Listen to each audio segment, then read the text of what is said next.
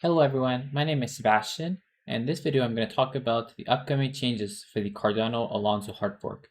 Now this hard fork is coming later this year. In this video I'm going to talk about the changes that are happening at the ledger level. So the Alonzo hard fork adds smart contract support, but this video will not be to teach you Plutus and how to write smart contracts. It will more be to tell you how the Cardano blockchain itself is changing to support smart contract functionality. Now this means that this video will be very useful for people who are creating their own wallets or people who are running exchanges. So these are companies or individuals who are creating software that interacts with the blockchain very much directly. Now this is also nice to know for power users and Plus developers who want to get a better idea of how things work under the hood. Now this video is brought to you by DC Spark. So DC Spark is a new company that I co-founded along with Nicholas and Robert. So all three of us are ex-Emergo members, and this is a product-based blockchain company. So we're working on extending blockchain protocol layers, working on implementing first-class tooling, and also developing and releasing user-facing apps. So one of the main blockchains we're focusing on is the Cardano blockchain, and so you'll see us releasing a lot of products related to the Cardano blockchain, and also a lot of blog posts and videos like these explaining, Cardano to everybody and sharing our knowledge. So first I wanted to introduce this concept of non-native scripts. So if you're not familiar with the Alonzo hard fork, this is the one that adds Plutus support, and Plutus is Cardano's smart contract programming language. Now the Plutus testnet has already started, and you can see the rollout plan at the top right of the screen.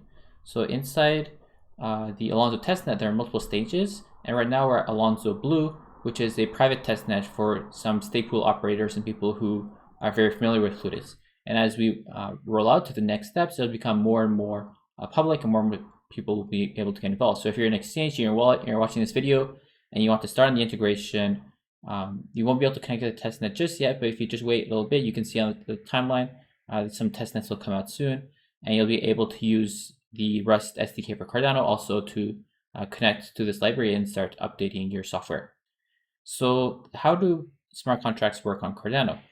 So Cardano actually has a kind of smart contract support currently, and that's how we do stuff like minting tokens, and that's how we do multisig currently on Cardano. And these are called native scripts, okay? And they don't run a Turing-complete smart contract system. These are kind of built-in functionality in Cardano that is script-like. And Plutus is called non-native scripts. Okay, so it's kind of weird naming because Plutus is in a sense native to Cardano, but here we call it native scripts when the special scripts that came before the Plutus era, and non-native scripts is a kind of another name for Plutus. So what differentiates two, the previous scripts that are native are not Turing complete, whereas Plutus is. Okay. Now, when I say Plutus is Turing complete, it does not mean it works like Ethereum. It is not like the EVM. It instead uses something called the extended UTXO model that I'll describe very briefly in this video. But if you want to learn more, you can look up online the Plutus Pioneer program, which is a course that teaches you how Plutus works and how to write Plutus smart contracts. If you aren't so familiar, this is kind of similar to Bitcoin and Ergo. So if you know the UTXO model, it's kind of similar to these blockchains. So what is eUTXO exactly? So eUTXO is a step to add more functionality to the base UTXO system. So if you think about UTXO, how it works, you essentially have transactions in your system, which here are represented by these gray boxes. These are transactions. And transactions take some inputs, which are in red, and produce some outputs, which are in black. So a transaction can take multiple UTXO inputs and create multiple UTXO outputs. Now, in a very simple system, basically outputs contain just an address and a value, and inputs contain just a pointer to where the UTXO is created. Okay, so for the extended UTXO, we add some extra information on top of the address and the value of the output. We add arbitrary data, okay, and also potentially a script. So whenever you create a new UTXO entry in Cardano, you can attach data, arbitrary data, instead of just the value and an address, you can attach arbitrary data to the output. And you can also say, instead of the way to prove that you can spend this output being checking if you own a private key, we now have a more generic system where instead of just proving you own a private key, you can instead have arbitrary validation, and that's a script. So how do we have arbitrary validation? Well, we need to provide inputs to these scripts, and these scripts inputs are called redeemers. So whenever you create a UTXO entry, you say this UTXO is created to this address with this amount of ADA, plus it contains some data in it. For example, smart contract state. And then to be able to use this smart contract, you need to have, some extra information. Like for example, if this is a DEX, you need to be able to specify, which token you want to buy and for how much. And then, so that's what the script takes as input. And then the redeemer is kind of what the user is providing. It's the user input. So this would be, if they're using a DEX, they're providing these very specific, I want to this token at this price. So this kind of data that's used as the input, that's what's called the redeemer. So now that we know a little bit about the UTXO model, we can kind of move on. If you're looking at this and you're still not quite sure how UTXO works, I suggest follow the Plutus Pioneer program. The first lecture explains the UTXO system and how to set it up, the test environment. And this can help you get a better idea of how it works. But in this video, I want to focus more on the changes to the Cardano ledger itself and not so much about Plutus. So the first thing I want to mention is costs, right? So since we have Turing complete smart contract support as of Alonzo, how do we measure the cost of smart contract execution? Well, the good thing about the UTXO model is if you do it correctly, all the cost is deterministic. So that means that if you try running and you see, okay, if I run this code, it'll cost me some amount of ADA. It will always cost that amount of ADA, regardless if you submit it now, in the future, a week in the future, a month in the future, it should always cost the same amount of ADA to run the smart contract. So that means that we can have a very precise definition of the cost, and you should not have like you have in Ethereum, where you get errors where the smart contract execution fails because you didn't provide enough gas. Okay, so we have a deterministic cost for smart contract execution, and the way we do this is with these 4 variables. Okay, a language, cost model, something called EX units, and prices. Okay, so prices is the approximate energy cost that it takes to compute a smart contract, and this is denoted in ADA, so it's an ADA cost. Okay, so how do we define these prices? We define these prices in something called execution units, or X units. Okay, and X units are basically a pair of amount of memory taken for your smart contract, along with the number of steps taken to execute the smart contract. Okay, so how do we actually compute these X units? Well, we have languages, right? So we have Plutus v1, there might be a Plutus v2 in the future, and we might support some other programming languages on Cardano, and we need to convert the terms, the keywords inside this programming language to X units. And the way we do the conversion from the keywords in Plutus to X units is through something called a cost model. So it says, for example, like, oh, if you use a branching statement, or if you use this, this will have a specific number of memory, a specific memory footprint to it, and a specific number of computation steps associated with it. And this is the cost model that provides this mapping. So the benefit of this system is that we can add more languages in the future as long as we make a protocol change. So every time we want to add a new language, you can make a protocol change Cardano and say, okay, we're introducing a new language.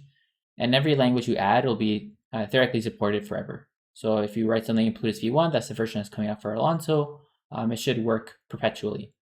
Now the cost model is something that can be changed without a hard fork.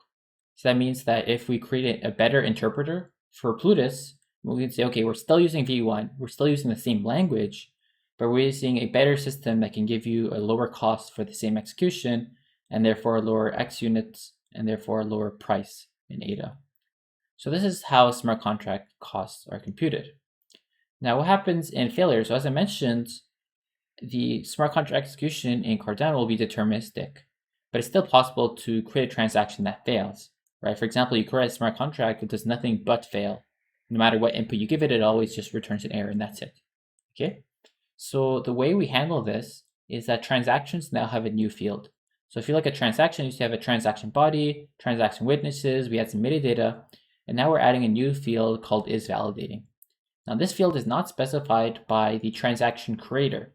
So if you're using, for example, the REST SDK, as you create this transaction, you manually add the transaction body, you manually create the witnesses, you manually add the metadata, but you'd not be adding the isValidating tag. The reason is that this isValidating tag is added by block producers. So this validating tag is a new field for the transaction, but now this kind of splits transaction representation into two different components. This TX body, witness, and auxiliary data set by the user, and is validating is added by block producers. Now, the benefit of doing this is that once a block producer adds the is validating tag, and other block producers agree with the result, any client in the future that wants to sync the blockchain and doesn't care about rewriting polluted scripts will be able to sync faster because they won't have to reevaluate smart contracts to know whether or not it validated at the time. So this is a trick to allow for faster clients in the future and avoid having to recompute smart contracts all the time. As long as you trusted the block producers at a given time, then you can know that the validation was done correctly. So what happens if it fails? So now we know that if it fails, we can specify false and is validating, but it means that failed transactions will still appear on the blockchain. Okay, so what happens if a failed transaction appears on the blockchain? We basically want to take the inputs and burn them in fees. Okay, and I'll explain a bit how that works in the future, but let me first talk about why this is not that big of a deal. So it might sound kind of scary that we have this collateral that may be burned entirely as fees if your smart contract fails. And the reason this should not be that much of a cause for concern is because, as I mentioned, smart contract execution is deterministic. So let's see a bit more in detail about what this determinism actually means and how it works in practice. So as of Alonzo, there are now two phases to transaction validation. There's a phase one, that's basic transaction validation, where even if the smart contract fails, collateral is not consumed. So you won't lose any ADA if the transaction is not validated. So what does basic transaction validation means? It means, for example, making sure that the data is constructed correctly, the format is correct, you're not missing any field, this kind of just basic information. So it's all the smart contract execution itself is done in phase two. Okay, so the goal of phase one is, as long as phase one passes, whatever happens in phase two should be deterministic. Okay, so phase one will make sure that all the private keys are properly sending the right inputs, that if there's a smart contract, there's a proper input to the smart contract. So it'll do all the sanity checking, and then phase two will actually run the smart contract.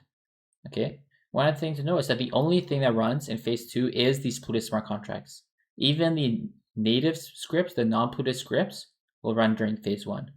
So the only place that may consume your collateral and burn it as fees would be an error in the phase two step. Okay, so now I mentioned that whenever you want to call a smart contract, you have to put up collateral, and if your transaction fails, the collateral is consumed. So how does this collateral actually work in practice? Okay, so as I mentioned, the fees are deterministic, so we know how much collateral we need to put up at a minimum. Okay, so we can deterministically, when the wallet creates a transaction to call a smart contract, we know exactly how much ADA it will cost to run the smart contract. And we can say, okay, so to call this smart contract, it'll cost you at most 5 ADA in fees. Therefore, you need to add 5 ADA in collateral to cover the fees in case of failure. Now, these collateral are provided as UTXO inputs, but because, as you may notice, in the success case, we consume the inputs. In the failure case, we only consume the collateral. And so because it's an exclusive, it's two exclusive cases, you can put up the same UTXO inputs as both a regular input and as a collateral. Okay, and we'll see a bit later that the collateral is part of the transaction body. So I can fast forward here. So you can see as part of the transaction body, along with the along with the UTXO inputs for transaction, we're now adding other inputs as a collateral. Okay, and these collateral can be the same as the inputs, but there are some restrictions. Okay, so the collateral must be a public key input, so you can't use a script as an input, and the collateral cannot contain any tokens. So if you created some tokens on Cardano, that means that the UTXO entries that contain these tokens cannot be used as collateral. Now I mentioned that if a transaction requires 5 ADA in fees, you will need to put up 5 ADA in collateral. But this is actually a protocol parameter called collateral percent for how much of the fee must be covered. So it'll probably be 100%, but it could be more. So we could say for some reason you need to put up 200% of the fees as collateral. So this is not a decided value yet. it'll probably be somewhere around 100%. And there's also a max collateral inputs. So you can't put like 100 UTXO entries as inputs. There's going to be a limit, but this limit is not set yet. Okay, so if you look at this kind of intimidating piece of math, we have this new function called fees OK that tells you whether or not the fees are met by the transaction. And you can see this section right here. This is the code that checks if the collateral is added. So you can see if you have no redeemers, aka if you're not calling a Plutus smart contract, then you don't care. Okay, but if you are calling a Plutus smart contract, then you do need collateral. And if you're calling a smart contract with collateral, you need to make sure that the inputs are public keys, they're not scripts, and the collateral only contains ADA. And then also the balance needs to be more than 100% or maybe more depending on this collateral percentage. Okay, and then the fees in Cardano right now are an AX plus B formula based off the size of the transaction in bytes. But now the fee is the old AX plus B formula plus this new term that's the transaction script fee. Okay, and that's the sum of all the scripts they'll be executing inside your transaction. So as I mentioned, there's kind of two cases for script execution. Either the phase 2 passes and everything works, and then in which case, you update the UTXO entries, you update the fees, you update everything. This is how Cardano works so far, right? But if the execution fails, then all the other fields don't change. That means if a script fails, any other changes part of the transaction, for example, if you tried delegating ADA, if you tried registering a staking key, all these changes are ignored, okay? So if a script fails, the only thing that happens is that it consumes all the collateral, right? There's no change address. So if you have 100 ADA as a collateral and the transaction fails, it'll consume all 100 ADA and not give you any change back. And then the collateral that was input is added as fees to the blockchain. Okay, so a transaction that fails due to phase 2 validation error will consume all the collateral, consume all its fees, and it will not have any other side effects on the blockchain. And as you saw, this is added to the transaction body, and that kind of describes the collateral. Now, I talked about this redeemer earlier, and let's see how the redeemer works more in detail. So redeemer, as I mentioned, this is the user input to a smart contract. So this is kind of arbitrary data, and it depends on what smart contract is being called. For example, for a DEX, you could assume the redeemer would be some token you want to buy, some token you want to sell, and a price, the exchange price you want for this token. So the redeemers can have different types depending on where the address is used. So as you know, in Cardano, we have multiple different places where addresses are used. So they're used in UTXO entries, but they're also used in reward addresses, right? So whenever you want to withdraw rewards from the blockchain, you're withdrawing from a reward address. And so the reward address can also have a script inside it. And then whenever you want to register a staking key or delegate to a stake pool, this is done through a certificate. And because the certificate is signed with the reward address private key, and the certificate itself also may need to be validated by a script. Okay, and lastly, minting tokens has kind of two options to do it. You can mint tokens using the old system, the native scripts, but you'll also be able to, going forward, mint scripts using Plutus scripts. Okay, and so it's possible to have a minting transaction that creates or destroys a new user asset, a new token, using a redeemer, using a Plutus smart contract. So how does that actually work in practice? So whenever you want to consume a UTXO, you might notice that the UTXOs are part of this input, but we have nothing special added to the input that tells you whether or not UTXO you're consuming is a Plutus script or not. The way this works in practice is that this information is added as part of the witness. Okay, so you can see at the bottom, we're adding a new field to the witness called a redeemer. Okay, and it takes a redeemer pointer, which has what kind of redeemer you're looking for, and an index. So for example, if the tag is spend and index is 0, it'd be the 0th input. If tag is spend, index is 1, it'd be the first input. Okay, so for every input that is a script, you'd add a redeemer pointer that specifies where this input is, and then the actual user input. Okay, and then how much ADA you're going to be spending for this specific smart contract execution. So because transactions in Cardano can spend multiple inputs, at the same time as, creating a certificate, can create multiple inputs at the same time as it mints a token, right? We need to encode all these different things all in the same transaction, and that's why we have this mapping here. So for every script that you execute in your contract, you need to have a new entry in this map, okay? So as I mentioned, the scripts can exist inside different types, like a UTXO and a reward address. And you might notice these tags are just kind of names. They're just kind of like an enum field. But inside Plutus smart contract, these are available under a variable called script purpose. So whenever a Plutus script gets run, there's going to be a context in Plutus. And as part of the context, you'll get a script purpose that tells you whether or not the script is being run as a reward address, whether or not the script is being run as a UTXO entry, as a token minting, and so on.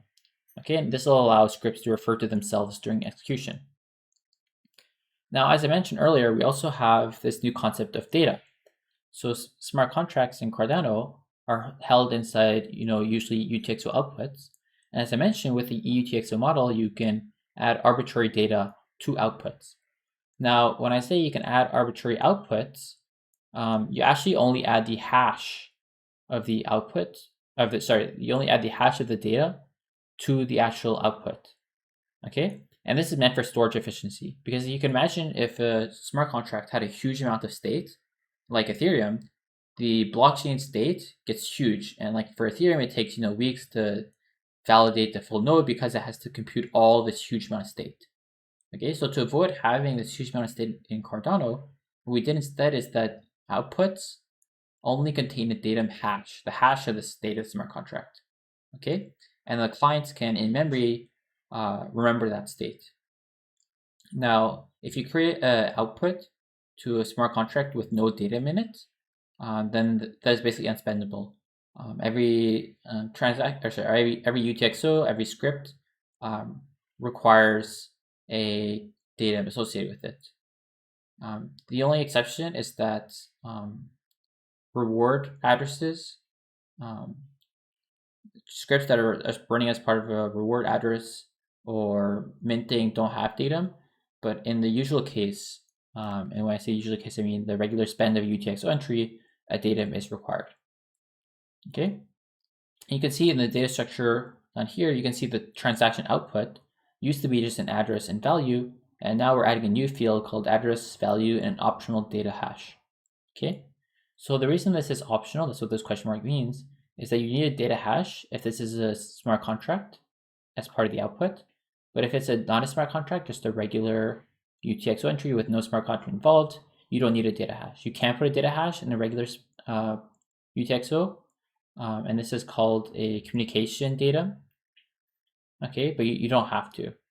So any datum that's in the output is optional, and if you're adding a data to the output, you can optionally specify in the witness as well. So we saw earlier that we're adding a redeemer, right? The input into the witness, and another field we're adding to the witness is the mapping of the datum hash to the data itself. Okay, and so these are only part of the witness, not part of the transaction body itself. So any validator that does not care about revalidating transactions can ignore the witness and doesn't have to store this information.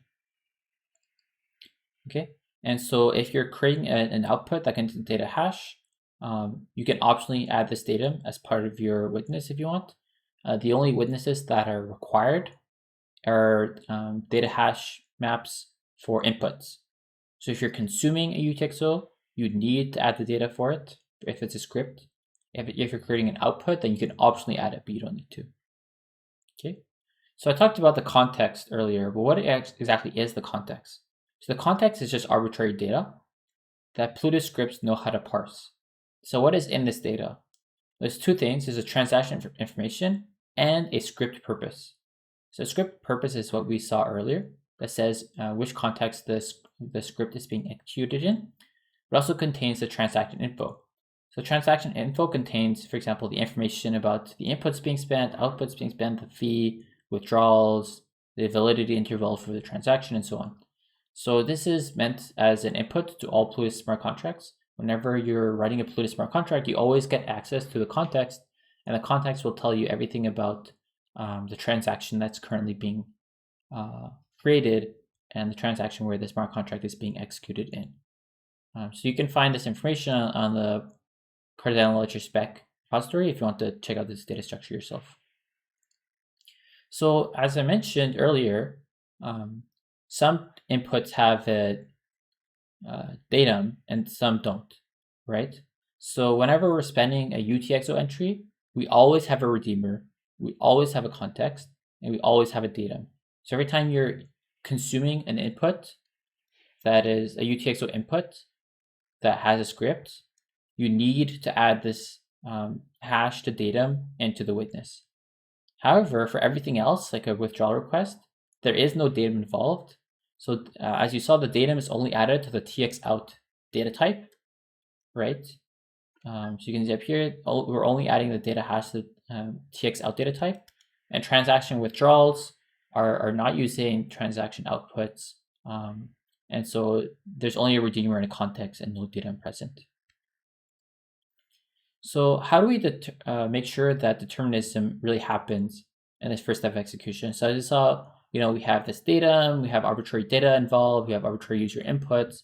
How do we make sure that this is actually deterministic? Okay, so there's a few different things that we do to make sure that even though all this information is specified as part of the witness, that the execution is still deterministic. Okay, and the way we make sure this happens is that we hash the information inside the witness and add that as part of the transaction. Okay, so if any validator tries to drop a witness, instead of the transaction failing step 2, it'll fail step 1, right? So to imagine why we need this, imagine we send a smart contract, we send a transaction that uses a smart contract. And because it uses a smart contract, we need to add the datum hash and the redeemer to the witness, right? And if somebody removes one of these fields or changes one of these fields, they could accidentally modify a transaction such that it fails during phase 2 of validation. And if it fails during phase 2 of validation, you would lose your collateral. Okay, so to avoid this happening, we want to make sure that any change an adversary could do to your transaction will cause it to fail during phase 1 validation, right? There's no change an adversary could do to cause a validation failure during phase 2. And to make sure we have this determinism, we add this new field called witness pp data hash to the transaction body that includes a hash of the witnesses for the redeemer and the witnesses for the datum. And on top of this, we also add 2 more things. We add the language as part of this hash, so to make sure that anybody who's executing a smart contract runs in the correct language, to make sure that if they try and change the language, it'll fail during phase 1. And also, they add the protocol parameters as part of this witness. Okay, so for example, if you send a transaction now, and in a month from now, the Cardano blockchain changes, and they change the protocol parameters, change how the blockchain works, because the protocol parameters will no longer match, your transaction will fail during phase 1 validation instead of phase 2. Okay, so whenever you want to create a transaction that calls a smart contract, you will need to add this witness hash as part of the transaction body. But if your transaction does not call any smart contracts, you can just put empty, right? It's no longer required. So that's why you can see that this is optional here.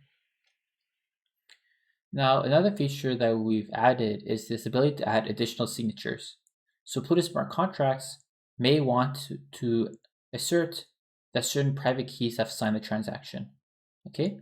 And these private keys may be unrelated to the input, right? So you could say you have a smart contract where a certain set of members of some DAO of some kind need to sign with some private keys that aren't sorry, that aren't stored on the chain anywhere. They're not specifically inputs. And the way we do this is with a new field called required signer hashes. Okay, and so you can add any signature to this field, and they're unrelated to transaction inputs. So these are in addition to inputs, and then these will be available as part of the context inside of Plutus scripts. You can see any Plutus script that's executing will be able to access these extra signatures, and the phase 1 validation will make sure that the public keys in here are formatted correctly, and then the Plutus script can make sure that these keys are signing what they're supposed to be signing. So if you're writing a smart contract that needs to deal with signing some stuff special, this is how you would do it. Another thing I want to mention is time. So Plutus smart contracts need to deal with time. In the past, we were talking about, maybe Plutus smart contracts could handle time as slot numbers. So Cardano is proof of stake blockchains, so we have slots in Cardano, and every slot may contain a block, and you can use this to measure time. So essentially, if you have 20 slots, this could be 20 seconds, for example. And Plutus smart contracts going forward will not be using slots for time, but instead it will be using UTC time. Okay? And the reason why is because the duration of a slot in Cardano is a protocol parameter that can change, right? So we could at some point decide to make the block time in Cardano faster or slower based off whatever needs we have. And one thing you might notice is that transactions in Cardano contain a validity interval. Okay, this validity interval specifies when the when the transaction is valid. So you can see this transaction can be added to the blockchain anytime between slot 100 to slot 200. So because the transaction body contains a validity interval that's already specified in slots, it creates a problem. Because imagine you create a transaction with a specific validity interval calling a very old smart contract. Okay, the smart contract may have been created when the slot length was S1, but now the slot length is S2. So that means that the transaction inside the context will be using S2 for its validity interval, but the contract internally may have been programmed with S1 in mind. So because we're going to have this discrepancy in the duration of slots, we instead just decide from the perspective of smart contracts, everything should just be standardized to UTC time. Now this does introduce a problem, which means that you can't forecast the length of a slot too far in the future, because there may be a change in Cardano, 6 months, a year from now, that changes the slot length. So you can't have a smart contract that says, all right, calculate the time in 1,000 or 1 million slots, because in 1 million slots you don't know whether or not the protocol will change. That changes the slot duration. So this is kind of a just quirk to keep in mind. You'll have to do all of this in UTC time, and then you'll have to trust the ledger itself to map UTC time to slots correctly. That way everything works in the future. Now, another thing I want to mention that is not quite exactly related to smart contracts, but will change as part of Alonzo, is the minimum value. So currently on Cardano mainnet, whenever you create a UTXO output, you need to have at least 1 ADA as part of the output. And this is kind of a fixed cost, but in the future, this will be a protocol parameter, which means it can change during runtime. And this is a new variable called coins per UTXO word. And its value will be set at 37,000 Lovelaces. And this is just done so that the value in practice for transactions that don't contain smart contracts will end up being 1 ADA. So if at any point we decide to reduce the minimum ADA required as part of UTXOs, we can decrease this value and decrease how much ADA needs to be included as part of every output. And this allows us to maintain civil resistance, basically avoid people, not civil resistance, it allows us to stop people from spamming the Cardano network while not making it too expensive as the price of Cardano increases. Now, the system also is updated to include smart contracts, because smart contracts, as I mentioned, need to provide datum as part of the output. And you can see the old formula here for the minimum amount of ADA as part of an output used to be the max of the minimum, which is 1 ADA, and then the size of the transaction in bytes. Okay, but the new value up here, that this new definition, once they get rid of this min UTXO value, and instead use this coins per UTXO word we define up here, and this ends up giving you 1 ADA minimum, and also works well with data hash size. So now this UTXO entry size variable over here will be just like before, the size of the value as part of the output, plus also the size of the data hash. Another change is that some of the protocol parameters that decides the UTXO entry size got changed. So there'll be two variables, ADA only UTXO size and K0 got changed in value. And the end result is that this will slightly reduce the minimum ADA that needs to be included when you're sending tokens as part of your output. If you're wondering the reason why these two variables were changed, it's because these are the values they should have been originally, but due to an oversight, these values were slightly incorrect. So it'll cause a very slight change in the amount of ADA that needs to be added to outputs that contain tokens, but it'll not be that big of a difference. And these values are chosen to approximate the number of bytes required to represent a transaction output on chain. So if you want to learn more about this, because I know this slide is a little complicated and it's kind of hard to imagine what this will look like, you can go to the Cardano Ledger specs repository and look up this function. I'll have a link to this in the YouTube video description, and it's a kind of fairly long document that describes exactly how this function is calculated, exactly why it's calculated this way, and how it works. So if you want to learn more, you can go over there. The Rust SDK for Cardano will contain a helper function that calculates this for you. So if you're writing a wallet or an exchange and you don't want to think about this, you can always just use the Rust SDK, and they'll contain a function that gets you the minimum amount of ADA required for a given output. Now, another change I want to mention that is not so much related to Plutus is that there's now a network ID as part of the transaction output, or sorry, as part of the transaction body. And the reason this was added is because transactions in Cardano used to not include the network ID implicitly. And when I say network ID, I mean whether or not this transaction was meant for mainnet or was meant for testnet. Now, it was included indirectly because addresses in Cardano all contain the network ID, but transactions in Cardano don't always have an output.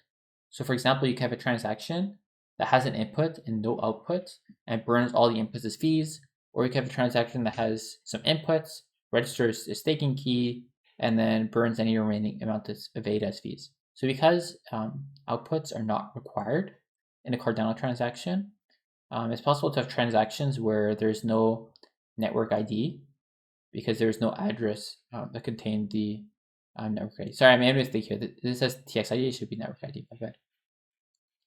So because addresses as part of the output contain the network ID, if there was no output, it could have been kind of confusing. So to avoid replay attacks where a transaction that happens on testnet could be replayed on mainnet, we added the network ID as part of the transaction body. In practice, this was not really a real concern because different networks have different UTXO inputs. And so the set of UTXOs you have on mainnet is different from the UTXOs you have on testnet. And so there is no, in practice, way to replay attacks. So doing replay attacks on UTXO-based blockchains is significantly harder than accounting style blockchains. So this is not really a concern. But just to avoid any risk and to make it easier for programmers to check which network a transaction is made for and give better error messages, we decided to add the network ID to the transaction body itself, so it's always in the same place, always easy to find, regardless of whether or not there are any outputs in the transaction. Lastly, this is the last thing I'll mention. There's three new maximums for Cardano. There's going to be a max number of X units that can be used in a transaction to avoid people running smart contracts that take way too long to execute. Similarly, it's going to be a max number of X units that can be used in a block. And both these are protocol parameters, so they can be updated over time based off the congestion of the Cardano network and whether or not we get new technology that allows for faster execution of smart contracts. And lastly, transactions used to have a max value in an output of 4,000 bytes. And this has become slightly problematic because people are using NFTs a lot on Cardano. So some people have wallets with thousands of NFTs in them, and then they're having trouble sending them because it goes over the max file size. So to be able to easily adjust this in the future, we changed this 4,000 constant to a protocol parameter. So at some point in the future, if we want to allow a higher size output as part of transaction to help any DAO or DEX or anything that needs a larger transaction size, we can decide at the time to increase it if required. So that's all I had for this video. I know this is a huge amount of information. Inside the description of this video, I'll share a link to the actual specification for Cardano, so you can reference the specification, which is more mathematical. This presentation is meant more of as an overview, and then you can check the specification for the exact mathematical definition.